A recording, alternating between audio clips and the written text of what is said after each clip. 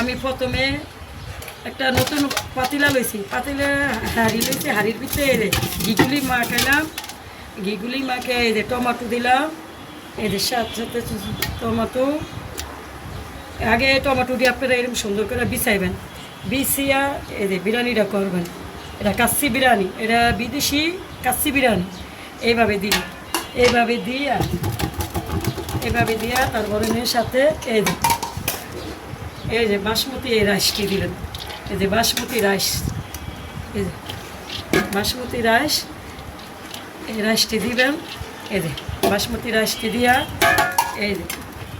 এই দিবেন আলু, এই যে আলু, এই গাজর, এই যে কালাবাগুন, এই পেঁয়াজ, এই বেরেস্তা, এই বেরেস্তারি দিবেন, দিয়ে এই যে তার সাথে এই যে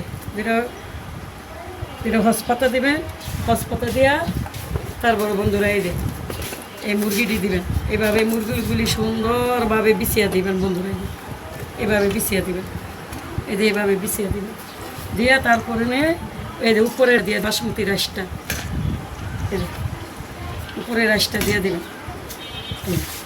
উপরের রাইসটা দিলে কত সুন্দর থাকছে রাইসটা।